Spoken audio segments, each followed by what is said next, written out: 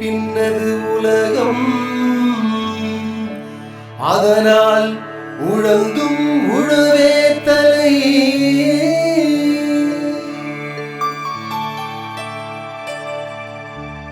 இந்த KRS form வந்து organic அங்கக சான்று பெறப்பட்டுள்ளது. கடந்த 13 வருஷமாகவும் நாங்கள் அங்கக சான்று பெறதுக்கு முன்னாடி இருந்தே இயற்கை முறையிலேயே நாங்கள் விவசாயம் செய்துட்டு வந்துட்டுருக்கோம். ஒருங்கிணைந்த பண்ணைன்னு சொல்கிறது ஆடு, மாடு, கோழி, தேன் பெட்டி, பண்ணைக்குட்டை, அசோலா இது எல்லாம் சேர்ந்து செய்துட்டுருக்கோம். நாங்கள் உரத்தை பயன்படுத்துறது நாங்களே தற்சார்பாக உருவாக்கின பஞ்சகாவியா, மூலிகை பூச்சி விரட்டு, மீன் அமிலம், ஜீவாமிர்தம், தேமூர் கரைசல் மற்றும் பல இயற்கை வழியில் நாங்களே உருவாக்கிட்டு நாங்களே செய்கிறோங்க.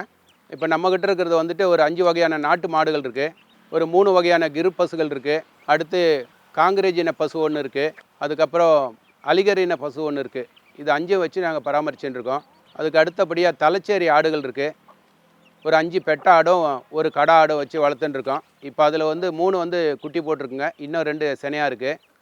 அது போக நாட்டு கோழி அசில், பெருவிடையில், சிறுவிடை, நிக்கோபாரி, கடக்நாத், கினி கோழி, போலீஸ் கேப், வான்கோழி இது எல்லாமே வாத்து இது எல்லாமே சேர்ந்து வளர்த்துட்டுருக்கோங்க. அடுத்தபடியாக என்னுடைய பண்ணையில் தண்ணி வசதி ரொம்ப கம்மி இருக்குது. தண்ணி வசதிக்கு தகுந்தாற் போல் சில வறட்சியை தாங்கி வளரக்கூடிய மரப்பயிர்களாக நான் அதிகமாக செய்துட்டுருக்கேன். கடந்த மாதம் 30ஆம் தேதி என்னுடைய கிர்மாடு ஒன்று கன்று போட்டதுங்க. அதோடைய பால் வந்து இப்போது 3 லிட்டர் காலையிலும் 3 லிட்டர் மாலையிலும் கொடுக்குது. அது இந்த சீம்பால் தெளிஞ்சதுக்கு அப்புறமா ஒன்று எங்களுடைய பண்ணைக்கு பயன்படுத்தக்கூடிய பஞ்சகாவியாவுக்கும் தேமோர் கரைசலுக்கும் பயன்படுத்துறதுக்காக வேண்டி அந்த பாலை வந்து தயிராக்கி அதில் வெண்ணெயை எடுத்துகிட்டு நெய் தனியாக பிரித்து எடுத்துக்கிட்டு அந்த மோரை வந்துட்டு தேமோர் கரைசலாக பயன்படுத்துகிறோம். எங்கள் பண்ணைக்கு எவ்வளோ பயன்படுத்தக்கூடியதோ அதை போக மற்றபடி இருக்கிற பாலை வந்துட்டு குறைஞ்சபட்ச விலையாக 80 ரூபா ஒரு லிட்டர்னும் A2 மில்க்குன்னு சொல்லுவாங்க நாட்டு மாட்டு பாலை, அதிகபட்சமாக ஒரு 100 ரூபா வரையிலும் விற்கலாம்.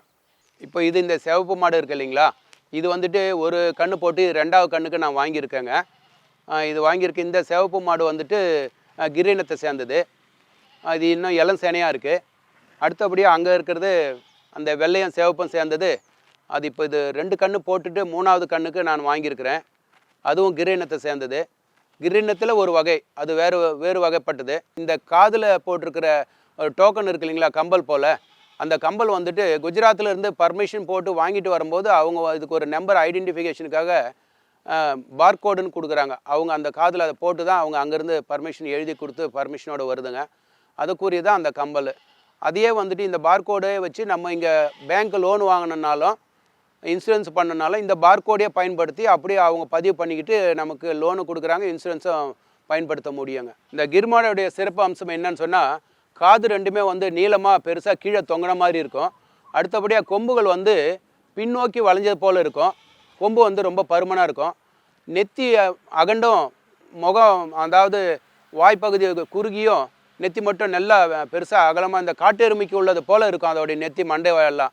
அந்த அம்சங்கள் உள்ளதான் கிர்மாடுன்னு சொல்கிறது. மற்ற மாடுகளை போல் இல்லாமல் இதை பார்க்குறதுக்கு கொஞ்சம் கம்பீரமாக பயங்கர தோற்றத்தை உருவாகிறதுனால இதை கையாளுறதுக்கு ரொம்ப பேர் பயப்படுறாங்க, அச்சப்படுறாங்க. அவ்வளோ சாதுவாக இருக்குது பழகுனாக்கா. பழகாத வரையிலும் கொஞ்சம் முரண்டு பிடிக்குது. மற்றபடி பழகிடுச்சுனாக்கா நல்லா சொல்கிற பேச்சை கேட்டு அது பிரகாரம் நடந்துக்குதுங்க. அதிகபட்சமாக இதுக்கு மூஞ்சாங்கயிறு தான் போட்டு பயன்படுத்துகிறாங்க நார்த்து சைட்லலாம். இங்கே நம்மளுக்கு பயம் இருக்கிறதுக்கு காரணமாக அதிகமாக எல்லாத்துக்கும் மூக்காங்கயிறு போடுறோம். ஒரு சில நேரத்தில் இந்த மாடுகள் வந்து மூக்காங்கயிறு போட்டு கொஞ்ச நாள்லேயே அதை மூக்காங்கயிறு நஞ்சு போயிடுது, அறந்து போயிடுது. அதனால மூஞ்சாங்கயிறும் மூக்காங்கயிறு 2மே நாங்கள் பயன்படுத்துகிறோம். கொஞ்ச நாள் மூக்காங்கயிறு குத்தின உடனே கண்ட்ரோலுக்கு நல்லா வருது. மூக்காங்கயிறு அறந்து போச்சுன்னு சொன்னால் கொஞ்சம் முரண்டு பிடிக்கும் போது நம்மளை இழுத்துட்டு போயிடுதுங்க. அந்த மாதிரி சுபாவம் உள்ளது இது. இதுக்கு இடையில் இதோடைய குணசுபாவங்கள்னு சொன்னாக்கா, ஒத்தையில் ஒரு மாடாக இருக்காது, முரண்டு பிடிக்கும். இது கூட அதுக்கு தோழமையில் இன்னொரு மாடு இருந்தால் மட்டுமே இருக்கும். இப்போ இந்த மாட்டை பிடிச்சிட்டு போய் ஒரு பக்கம் தனியாக கட்டிட்டோம்னா அந்த மாடு இல்லைன்னா இது கத்தும், இல்லைன்னா அது அறுத்துக்கிட்டு வந்துடும். அந்த மாதிரி சுபாவங்கள் இது 2க்குமே இருக்குது. அதனாலே இதை இணைச்சி எப்போவுமே ஒன்று பக்கம் ஒன்றா வச்சோம்னா கூட இருக்குது. அந்த கன்று போட்ட பசுனா தன்னுடைய கண்ணு கூட இருக்குன்றதுக்காக அது தனியாக இருந்தாலும் தனிச்சு இருக்குது. இதுங்க மட்டும் தனிச்சு இருக்கிறதுனாக்கா கொஞ்சம் முரட்டு சுபாவத்தை உருவாக்கிடுதுங்க. இது போல் இது பராமரிக்கிறதோடைய சிக்கல்கள் அதுதான். இது கிர்மாடு கண்ணும் பசுவும் இப்போ இது 4வது கன்று போட்டிருக்கு நம்மக்கிட்ட. இது போட்ட கன்று தாங்க அது. ஜனவரி மாதம் 30ஆம் தேதி போட்டதுங்க. காங்கேய இனத்தை சேர்ந்த மாடு. இதுக்கும் அதுக்கும் என்ன வித்தியாசம்னாக்கா, இது ரொம்ப கொம்பு விரிஞ்சு அடி பெருத்தும் நுனி சிறுத்தும் முன்னுக்கு வளைஞ்ச மாதிரி வரும்.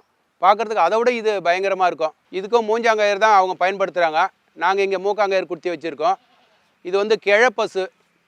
இது வந்து கண்ணே போடாது அப்படின்னு சொல்லிட்டு இவங்க அறுப்புக்கு கொடுக்குற மாதிரி விற்பனைக்கு கொண்டு வந்திருந்தாங்க. நான் 13,000 ரூபாய் கொடுத்து வாங்கிட்டு வந்து இப்போ ஒரு 8 மாதம் வளர்த்ததுக்கு அப்புறமா அதுக்கப்புறம் இப்போ ஒரு 8 மாதம் சினையாக இருக்குது. இன்னும் 1 மாதம் 10 நாளில் இது கண்ணு போட வாய்ப்பு இருக்குங்க. இது ஒரு நல்ல பார்க்குறதுக்கு தான் இவ்வளோ பெருசாக இருக்குது. நெத்தி கொஞ்சம் அதோட சிறுசாக இருக்கும். மற்றபடி நம்ம தமிழ்நாட்டில் இருக்க மாட்டு இனங்களை போலவே இருக்கும். பார்க்குறதுக்கு பயங்கரமாக இருக்கிறதுன்னு காரணமாக இதை கையாளுறது ரொம்ப எல்லாருமே பயப்படுறாங்க, அச்சப்படுறாங்க. ஆனால் இதை கையாளுறது எங்கள் பாட்டியம்மா சரோஜம்மான்னு இருக்காங்க, அவங்களே கையாளுவாங்க. இதுக்கு தண்ணி வச்சுன்னு சொன்னால் தண்ணியில் மூக்கை உள்ளே விட்டுட்டு உள்ளே என்ன இருக்குது அடியிலன்னு சொல்லிட்டு அதை தேடி பிடிச்சி சாப்பிடும். இந்த தன்மை இதுக்கு உள்ளது. நல்ல சுபாவம் உள்ளது. இது பயிரெல்லாம் திருட்டுத்தனமாக போய் மேயறது கொள்றதெல்லாம் இல்லை. காதெல்லாம் இதுக்கும் அகண்டே இருக்கும். அது போல் இது அலிகரின மாடு. இது வந்து south India breed. Karnataka, Andhra, Tamil Nadu பார்டருங்களில் அமையக்கூடியது. இந்த ஜல்லிக்கட்டுக்கெல்லாம் நிறைய இதை பயன்படுத்துகிறாங்க. இது வந்து கண்ணும் பசுமா சேர்த்து நாங்கள் வீக்கோட்டாவில் பிடிச்சிட்டு வந்தோம். இது ஒன்றும் பாலுக்கெல்லாம் கொடுக்குறதில்ல. வெறும் சாணத்துக்கும் கோமியத்துக்காக மட்டுமே இதை நாங்கள் வளர்த்துட்டுருக்கோம். இது கிட்டத்தட்ட 4 வருஷமாக வளர்த்துட்ருக்கோம் இதை. அதுபோல் இது வண்டி மாடோ ஏறு உழத்து கூட இதை பயன்படுத்தலாம். ஆனால் நாங்கள் பயன்படுத்துறதில்ல. என்னுடைய பண்ணையில் நான் வளர்த்துட்ருக்க கோழிகள் இதெல்லாம். இதில் பல வகையான இனங்கள் இருக்குது. அதில் ஒன்று ஒன்றா உங்களுக்கு அறிமுகப்படுத்துகிறேன். இந்த பெருசாக இருக்கக்கூடிய இந்த மயில் போல் இருக்குது இல்லைங்களா, இதுக்கு வான்கோழின்னு பேர். இது ஒரு சேவலும் 3 பொட்டையும் இருக்குது. அடுத்தபடியாக இது வந்து கடக்நாத், மத்திய பிரதேசம் இதுக்கு சேர்ந்தது. இது அது வந்து எல்லாமே கருப்பாக இருக்கும். கொண்டை முதல் கொண்டு நாக்கு கண் எல்லாம் கருப்பாக இருக்கக்கூடியது. அந்த கருப்பு கோழியாக இருந்துட்டு சிவப்பு கொண்டையாக இருக்கிறது அது வந்து நிக்கோபார் இனத்தை சேர்ந்தது. இந்த புறா டைப்பில் புள்ளி புள்ளியாக இருக்குது பாருங்கள், இது வந்து கினி கோழின்னு சொல்லக்கூடியது. சிலவங்க அது நெருப்பு கோழி, தீக்கோழின்னு சொல்கிறாங்க. அடுத்தபடியாக இது வந்து நாட்டு சேவல். அது வந்து பூக்கொண்டைன்னு சொல்லிட்டு கொஞ்சம் அகலமாக இருக்கும் கொண்டை. அதுக்கு இது நாட்டு சேவல். நம்மகிட்டே குஞ்சு பொறிச்சு வளர்ந்துருக்கிறது. இது அசில் கோழி. 15 முட்டை வச்சேன், 13 குஞ்சு பொறிச்சுதுங்க. இப்போ 2 குஞ்சு இழப்பு ஏற்பட்டு 11 குஞ்சுகள் இருக்குது. இப்போ வந்து போலீஸ் கேப், வெள்ளையும் சிவப்புமா.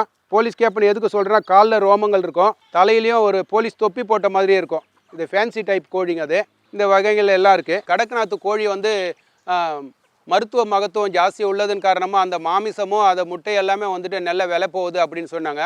அதன் காரணமாக அதை வளர்த்து நம்ம சொந்த பயன்பாட்டுக்கும் நமக்கு அதிகரிக்கும் போது அதை விற்பனைக்கும் வைக்கிறோம். கோழி இல்லை, வெறும் முட்டைகளையோ குஞ்சியும் அபிவிருத்தி பண்ணி விற்கலான்னு அதை